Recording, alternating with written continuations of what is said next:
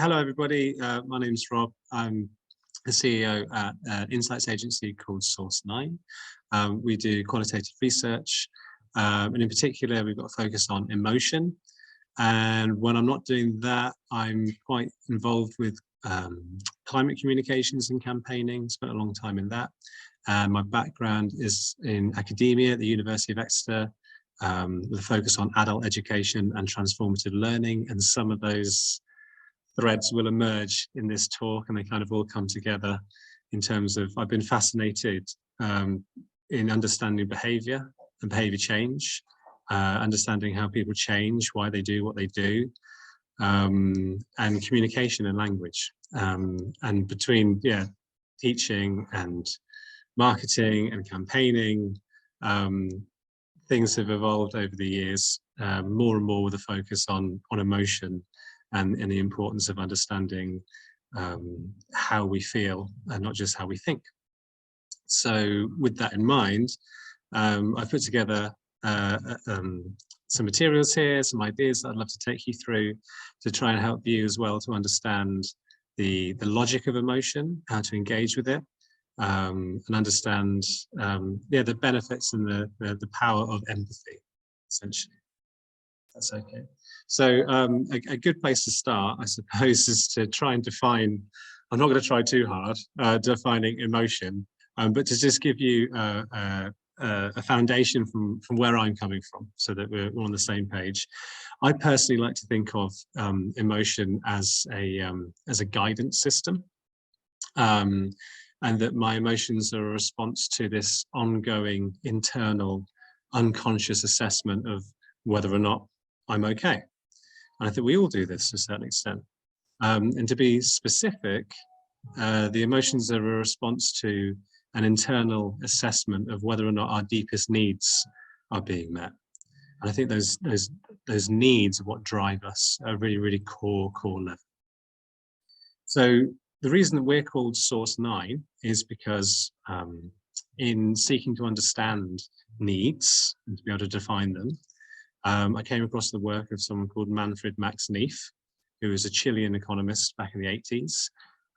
And he and his colleagues at their research center spent a very long time trying to work out what are universal human needs. Everyone's heard of Maslow, but Max Neef provides 9 universal needs. And their efforts were to reshape the economy, looking to create an economy based on human flourishing rather than on necessarily GDP as a proxy for human flourishing. You want to get straight to the source. And they developed something called human scale development theory. A wonderful man called Marshall Rosenberg then just came along after that, and he created something called nonviolent communication. And he used that as a means to broker peace deals in the Middle East, resolve conflicts all over the world. And his background was as a clinical psychologist, and he understood the importance of need behind behavior. So he used Manfred Max Neef's 9 universal human needs to create a framework of 7 emotional needs. So if I can just share my screen with you, I'll show you what these 7 needs are. It looks like it's starting now. Yeah. You see those? Wonderful. Okay. Oh, hang on. So those 7 needs are connection, physical well-being, peace, meaning, play, honesty, and autonomy. Just to give you a breakdown, like, I'm not going to go through all of these, but there's a lot more to unpack there under each one of these to give you a feel for what these are really about. So where's this coming from? What's the sort of energy behind connection, for example, can be felt within these glossaries of terms. We use language a lot to break down and define what these different connections are in order to identify them. Honesty, so this idea of integrity and presence and faithfulness, confidence and so on. Physical well-being, this is more the sort of Maslow kind of stuff, but air, food, movement, rest, all these sorts of things. Play, autonomy, freedom, peace, and meaning and purpose, very, very big one. And then the ultimate idea is that these are guiding us all the time. And when we feel that these needs are being met, we feel positive emotion. So things like these, so different words for feelings that more often than not, a lot of people aren't very good at expressing. I know I certainly wasn't until I sort of engaged with this work more and developed my vocabulary around emotion and been able to ascribe feelings to different needs. So yeah, when the needs are perceived as being met, we feel positive emotion. And then when the needs are perceived as being unmet, we may feel negative emotion. And it's this ongoing perception of needs being met at an unconscious level that's shaping our realities and our experiences of the world. And it's really important to focus on the perception of our needs being met, because our emotions are responses to our perception of the world, both inner and outer. So it's handy to think of them in a way, if you imagine light hitting a retina after going through the lens of the eye, and then the retina turning that into an image in the brain. It's an analogy, loosely use it, but here what I'm trying to get at is this idea that our perceptions of the world are contained, shaped, and filtered by our beliefs about the world and about ourselves, all our memories, our traumas, our experiences, that schema that we have for making sense of things, our culture, the way we were parented, our language, and on and on. And that these beliefs in turn shape the stories that we tell ourselves, the thoughts that we have, and our making of meaning. And it's in response to this meaning that we've made, that we're constantly making, that our emotions make themselves known. But it's not a one-way linear street. You'll see all these arrows have got heads at both ends, because it's a system where all the parts are interconnected and interdependent, and the body is involved too, in both directions, with our state influencing our physical chemistry and vice versa.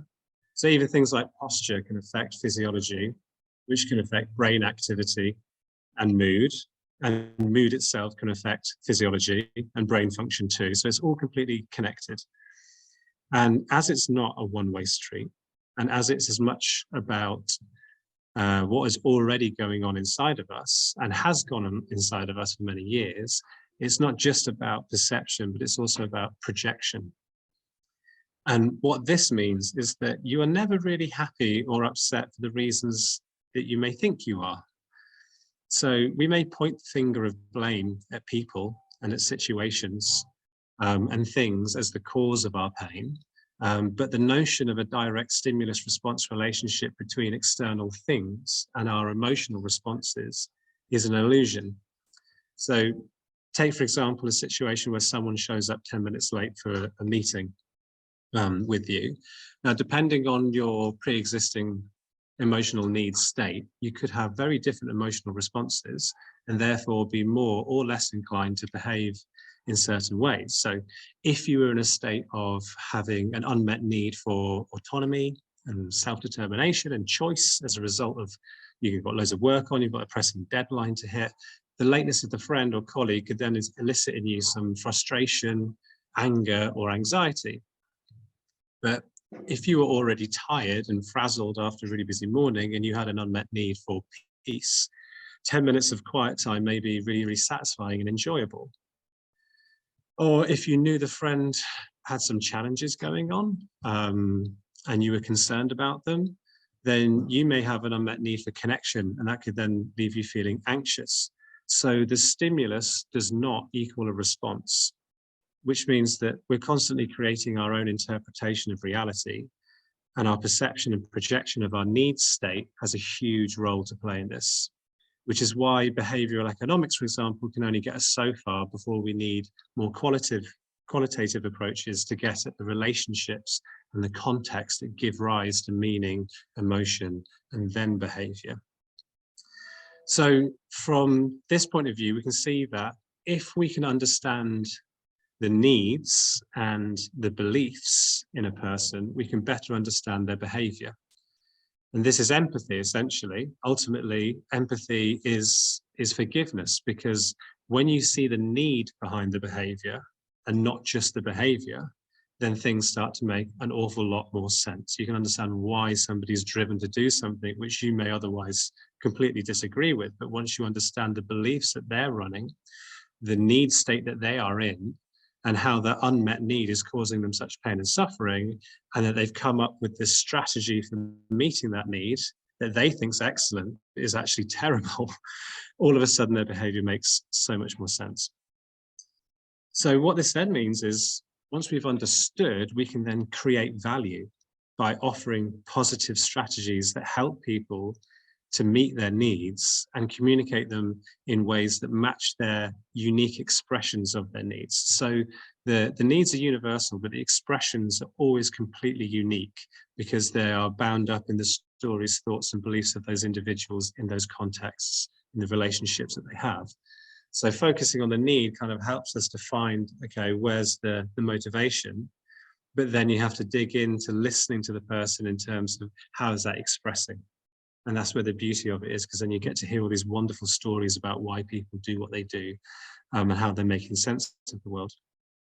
So we can then create value by offering strategies that help people to meet their needs, and we can communicate them in ways that fit with them, that meet their specific beliefs and stories.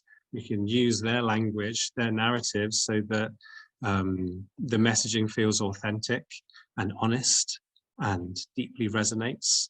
And that's what creates what we call goosebump marketing, where people feel incredibly heard and seen.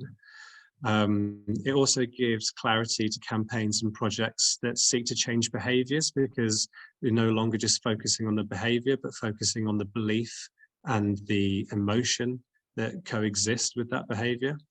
And it also means that you can answer questions that lots of quantitative data can't get at, which is primarily why. Why has someone purchased this thing or done this thing or not done this thing, rather than just knowing behavioral or transactional data that goes with it. So in terms of how you might be able to use this, one, you could use it in your own life in terms of thinking, okay, well, if I can get a handle on these needs, and I could get a handle on the vocabulary for understanding my emotional states, I could have a look at thinking to myself, okay, well, I'm feeling this particular negative emotion. What's the unmet need in me?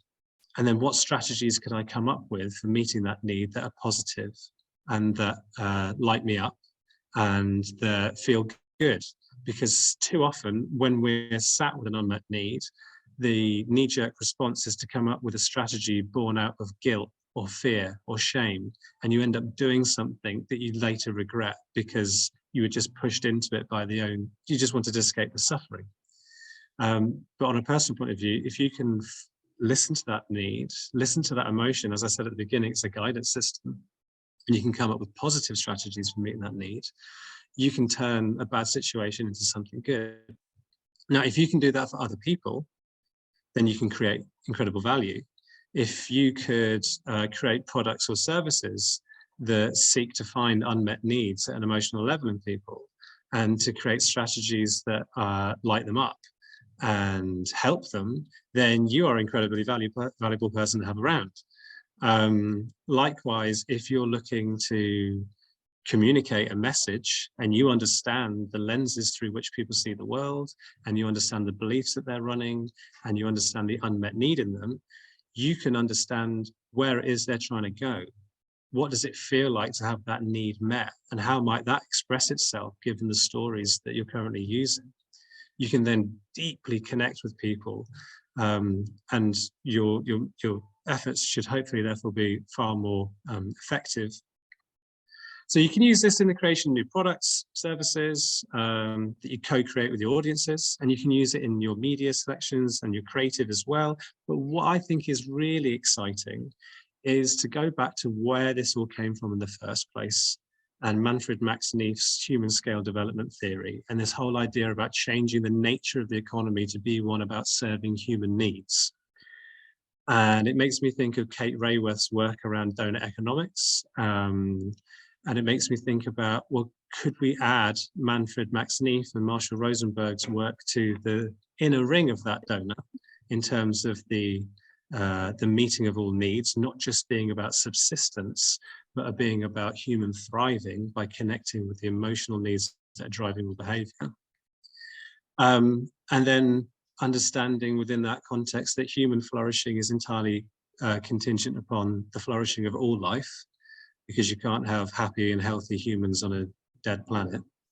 And that if we were to do reconfigure the economy so it's not around GDP, and businesses aren't here to extract and to take, but that we're actually in service, and that we are giving, and we are seeking to offer strategies and means through which people can effectively and positively meet their needs, then we've got a whole new look at what business is about and what value creation is really about, and how the focus then goes on creating the value, and the reward comes as a natural consequence, rather than it being the reason why people are in business. So the other thing I'd say is, once you engage with emotion on this level, the findings feel immediately obvious. And I'm constantly met with clients saying, well, of course it's that. Well, of course, which I take as the strongest validation, because at the start, they really didn't understand and it really wasn't clear. But at the end, when you look at it through these different lenses, it does feel really, really obvious, which to me is really good and rewarding. Because essentially it's not rocket science. It's just an area that our culture has long overlooked. It's something that we've not been necessarily educated in. We haven't got the cultural practices to navigate emotional worlds as easily as we do cognitive ones. And that it does us a great disservice, because it cuts off a huge part of the human experience. And once we can integrate both the emotional and cognitive layers, we can make far more sense of behavior and that of others, and that ultimately leads to greater compassion, understanding, forgiveness, all of which contribute to much, much healthier relationships. And you follow that out, a much, much healthier kind of society. I think cultures that are embedded in and understand emotion have got a far greater chance for deeper connection and resilience as a result. And I think we've lost a lot of the cultures that have had that at their core over the years. And I think it's about time we start doing more of it. And it is very, very simple. It starts with just listening, observing, looking to serve and to give, and to do so with empathy, which is incredibly rewarding in itself. And yeah, why I love doing what I do. I've got a bunch of other things I can share with you in terms of like some quick wins for categorizing emotion that can be quite useful, but I didn't want to overwhelm you with information. So like, if you want to pick up on that later, by all means ask me, but if you want to jump in now, it's equally fine. So we could do a vote on that, because I think the quick wins does sound Yeah. you're in a great flow. Should we have hands for quick wins? Oh God, you've got universal requirement. Okay. Quick wins. Okay, so this one's quite Anyone useful. wants some slow wins? But quick wins are popular. Okay, so as I mentioned earlier, that our emotions are responses to our making of meaning in the world. And that making of meaning is situated within our beliefs and the stories that we tell. I've noticed that there are 3 beliefs or buckets of belief in particular that are really useful as go-to exercises for understanding emotional states and knowing what to do. And they all come about from a rather profound understanding that I will give at the end, once I've proved the utility of the model, and then I'll explore the more esoteric origin of it. The 3 different categories go something like this. That essentially, there are 3 main kind of buckets of negative emotion. Number 1 is insufficiency, lack, and it's sadness related. So it's all the emotions around sadness and not feeling enough. The second kind of container, actually, I'll go back one step. The reason why we have this container of lack, of insufficiency, is because of an overarching belief in separation. So we feel that we are separate from everything and everyone, and we are our own island. But in actual fact, we are completely interconnected, completely interdependent, and as whole and as present as and important as anything else in nature. But because we have this belief in separation, we feel that we are not enough.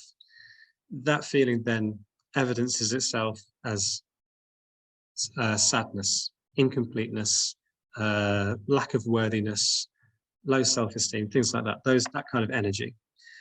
Now, if we feel that we're not enough, then the natural consequence of that is to then think, well, I need to go out and complete myself. I need to go and get something or do something so that I can feel whole.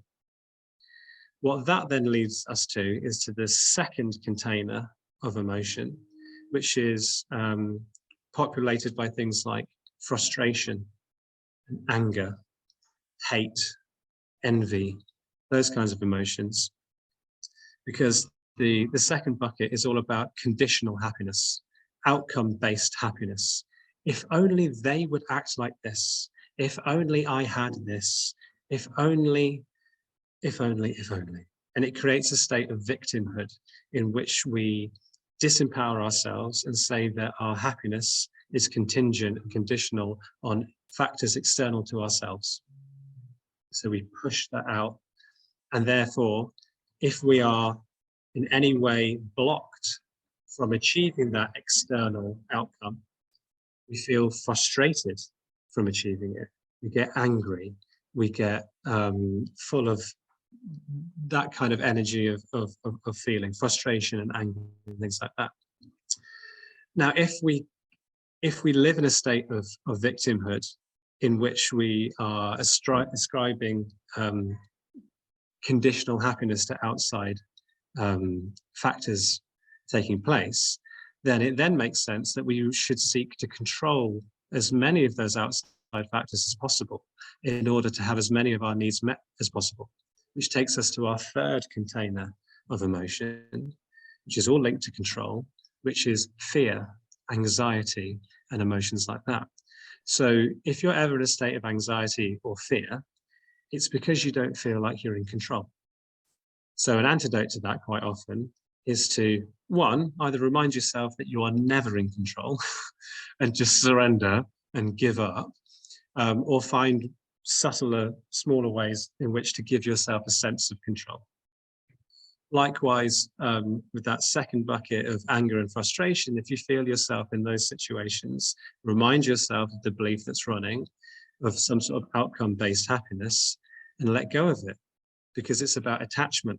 Let go of the attachment to this thing happening and refuse to give your power away to this external thing. Acknowledge that it's happened, but the cause of your suffering is not outside of you, it's inside of you. It's your own relationship with your unmet needs. So come up with a different strategy for meeting that need. And then back to the first one around lack and insufficiency. If you find yourself in feelings of sadness and so on, remind yourself that you are not separate, that you are whole and important and just as amazing and miraculous as anything else in nature. You're just not feeling very good today, and that's okay. And you need to go and top yourself up and come up with strategies to help you feel like your best self again, and that those times will pass and you will be back up on form again. And there's lots and lots of wonderful things that you can do to help you to achieve that. So go back to the need, identify the need that's not being met, and try and find a better strategy that lights you up, that helps you to meet that need. So there you go. That wasn't that quick, but it just shows that there's a logic at play within emotion, and that once you start to get a feel for it, it doesn't have to be this weird, wobbly, mysterious, esoteric thing. It's serving a purpose and it's totally navigatable, if that makes sense.